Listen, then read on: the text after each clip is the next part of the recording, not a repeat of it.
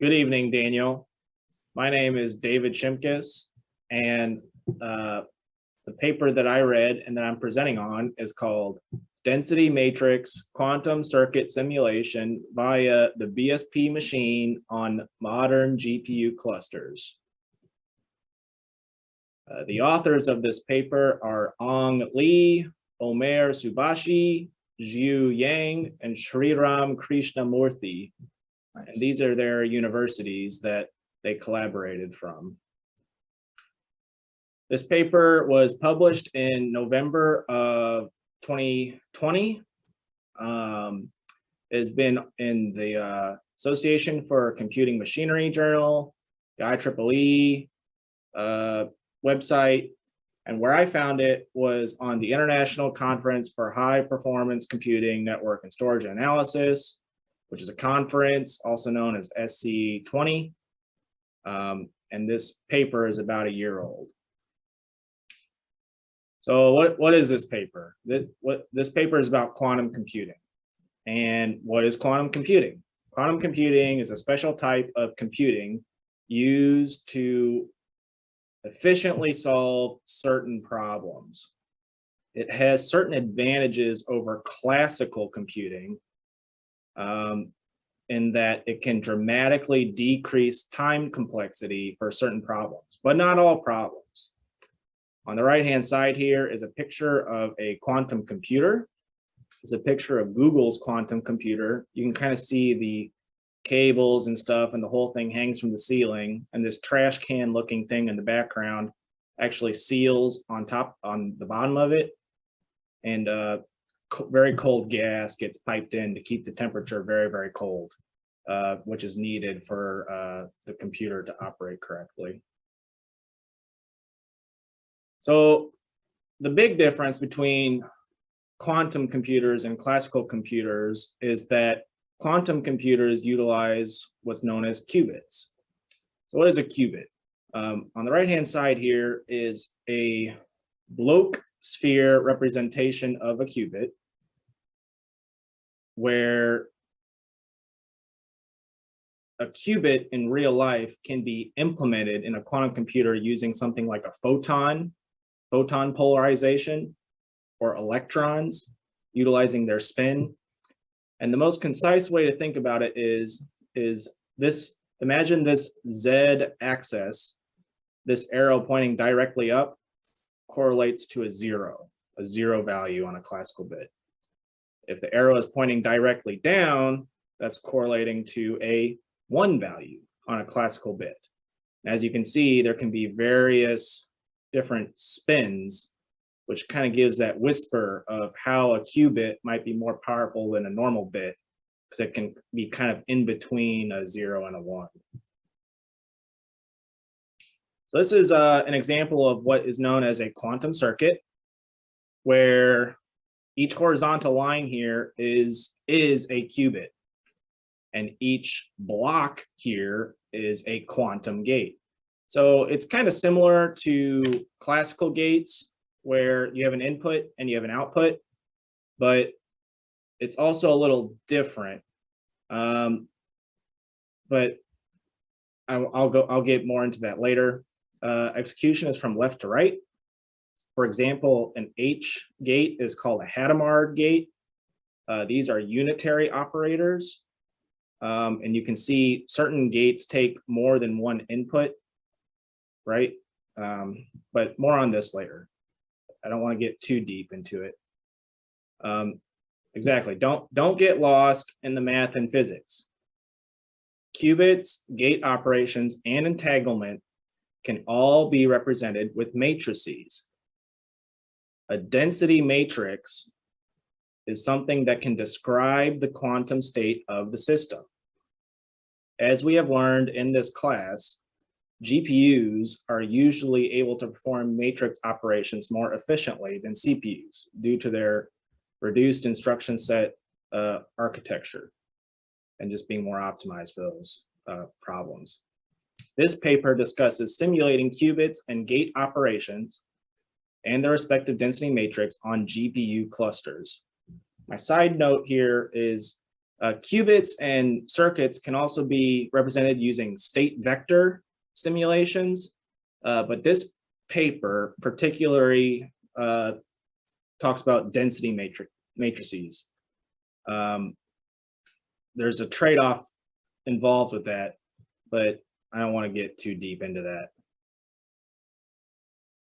So that was the background. I'm on to motivating examples. So right now, a big motivating example for this type of work is physical, real quantum computers are very expensive, and they're bulky, and they're still not quite there yet.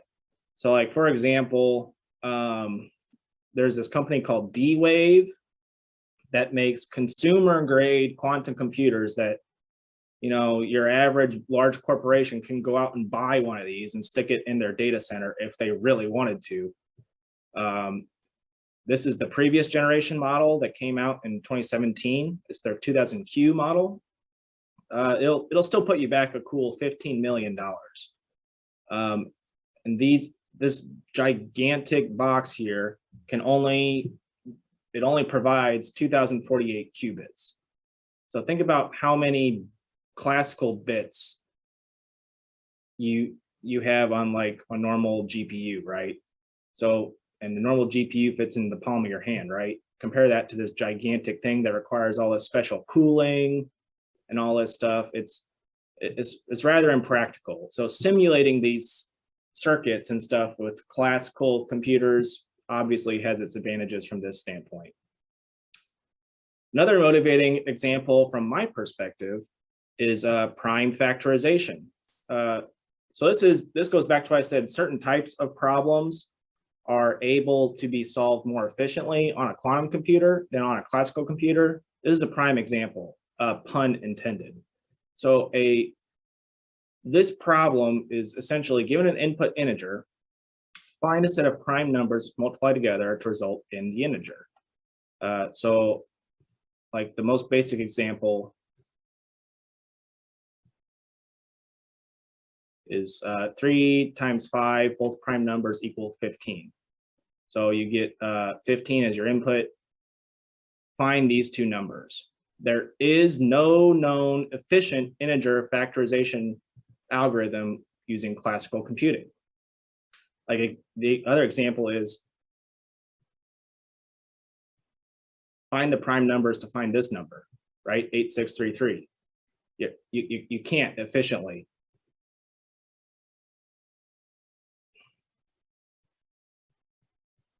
And these are very small prime numbers. Imagine, you know, 6, 7-digit prime numbers and a bazillion digit input number. Not very practical. This is the basis many encryption algorithms use for security. So like, for example, RSA, which is the foundation of a lot of like certificate management systems and all this stuff, Diffie-Hellman to a lesser extent. In 1994, a gentleman named Peter Shor developed an algorithm that can actually solve this type of problem in polynomial time rather than exponential time, which is a little scary and, in my opinion, rather exciting.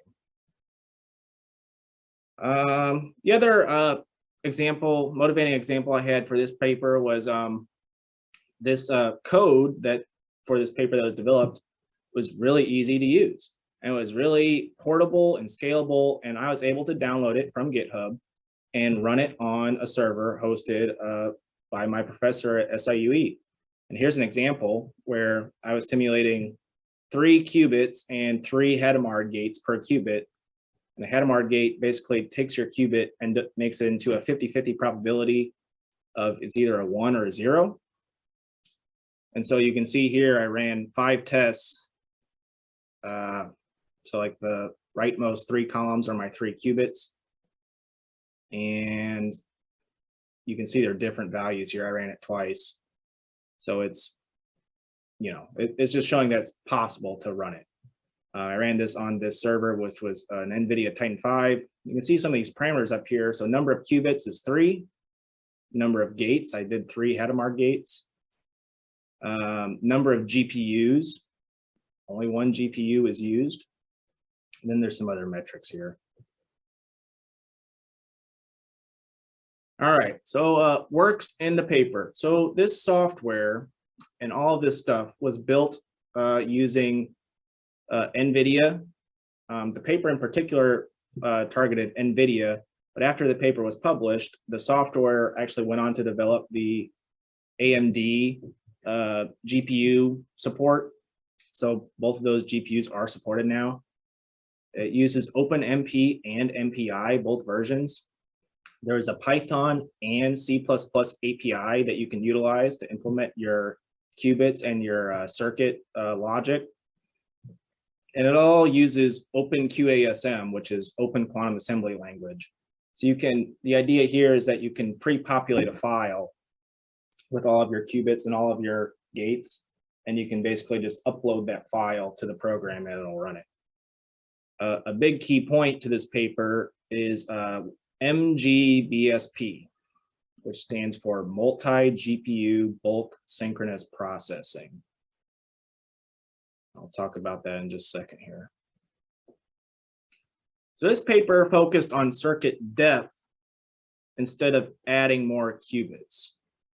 So back to this slide, imagine many circuits, many gates going off to the right-hand side here instead of building more qubits this way. That's what this paper was targeting using this density matrix. This paper focused on providing a programming methodology of inter-GPU computation and inter-GPU cooperation, per gate global communication and synchronization, and leveraging multi-GPU interconnect technologies such as NVLink. So that's a lot of words that basically says that this paper focused heavily on multi-threading using multiple GPUs and optimizing these types of matrix operations as much as possible. The MG-BSP constructs a virtual BSP bulk synchronous processing machine on top of modern multi-GPU devices. And DMSIM is the term that is used for density matrix simulator. So this idea of the BSP, the bulk synchronous processing, where this is called processors here, but imagine this is like a thread, right? So each thread is executing by itself in parallel. Some threads are finishing before other threads, right? This is all local computation. So imagine each thread could or could not be executing on the same GPU. These threads could be operating on multiple GPUs in the distributed cluster. As soon as all of them are finished, or kind of like a staggered approach, there's a communication step where this thread's data communicates its result to this barrier type weight. And when everything finishes and sends its data to the barrier, then there's a synchronization step where it says, aha, I've got all my data, it's time to go to the next step. It's BSP in a nutshell. And to kind of tie it together before I go deeper is back to this diagram. So the paper talks about how the BSP actually lends itself very well to this quantum computing and quantum gate simulation. So for example, your input qubits is kind of like step 0. Applying your first set of gates is like step 1. And then it performs like a synchronization step. Here's a synchronization step. Here's a synchronization step. Here's a synchronization step. Here's a synchronization step. Part of the reason that's necessary is because you can see here that certain gates operate on more than one qubit, And this is because of things called entanglement and things that where certain qubits can influence other qubits, especially when you have operations applied on them, like this S gate here. This is like a phase shift gate, which is a fancy physics way of applying constants to the matrix.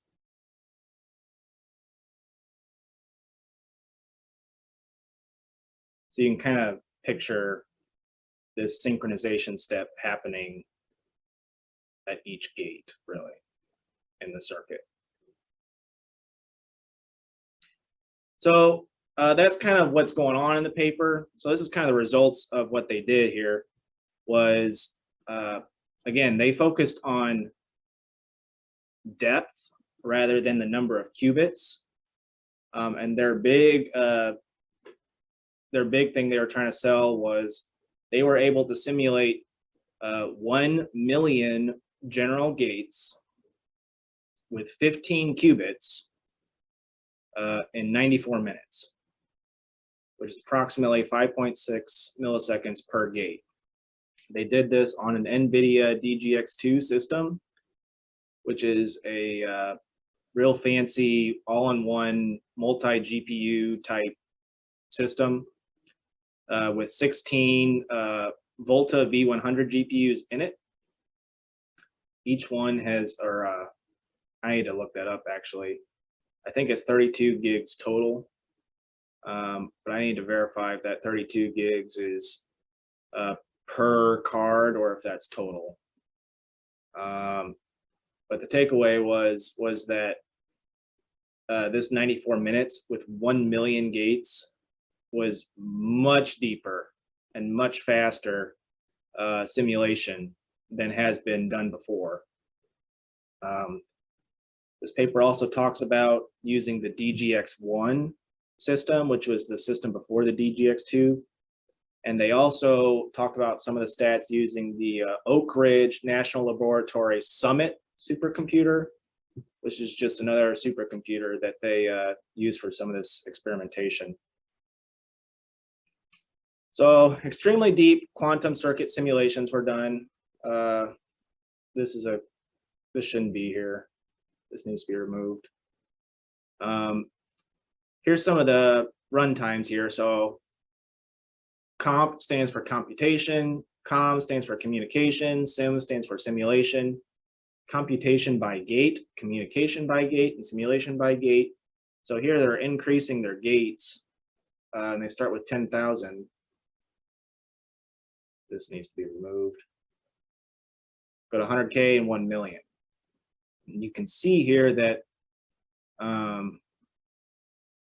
what I thought was interesting about this graph was the computation by gate didn't really increase from 10,000 to 1 million. So from my perspective, that's a pretty efficient use of their memory management and their resources, and they've got that BSP thing down because they've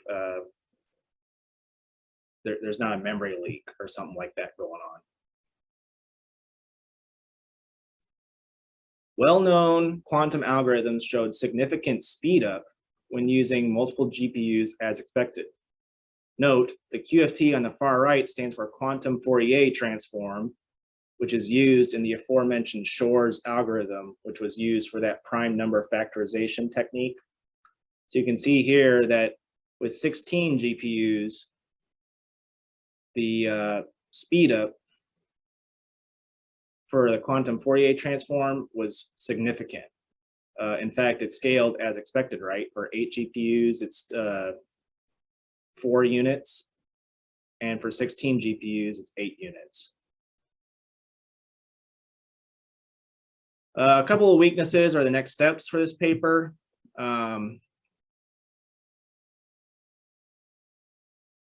Oh yeah, so the first issue was that when some of those numbers from the previous slide were using arbitrary gates, arbitrary unitary operations, and so they were just throwing quantum gates into the circuit instead of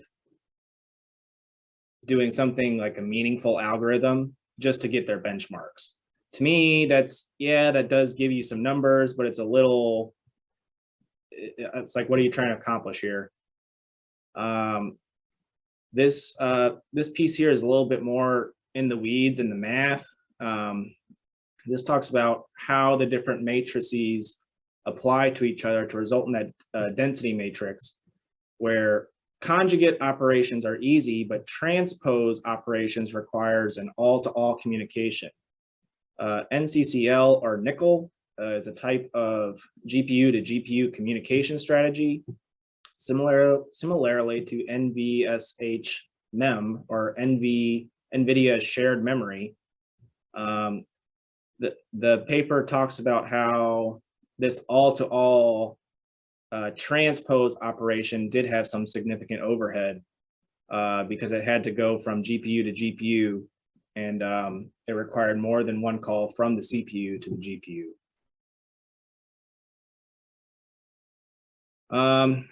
Something else that could be talked about that was just barely touched on was because the focus of this paper was a real deep circuit depth. A huge benefit to something like this would be quantum neural networks that requires a lot of different steps to propagate the information through and arrive at the decisions that a neural network arrives at, and do the back propagation and do all that. The other thing to think about is that real quantum computers have noise and require error correction to operate effectively. This paper does talk about noise, and using a density matrix compared to vector state operations does avoid some of that issue, but this paper doesn't really talk about how to analyze some of that. It talks about how using a density matrix will be useful in studying this, but doesn't tell you how. And as physical quantum computers become more readily available, that's going to be really important for the future generations. Any questions? Could I throw a couple your way? I took some notes here. So it sounds like, if I may, when you were talking about the gate wall that all processes have to hit, that black bar kind of at the beginning of the presentation. So it sounds like, if I'm understanding you correctly, it sounds like all of this pre-processing has to happen before it hits this barrier synchronization, and that's when the crazy math happens? Or is there also crazy math happening in this local computation section? Yeah, the crazy math is really happening at the local computation section, and the barrier synchronization is kind of the marrying up of all the individual crazy maths into kind of the final output state. Gotcha. Let me see here. I don't really have anything else. It sounds when you mentioned the Python libraries to it too, that sounded really cool. Thank you for sharing. And yeah, I think we're good.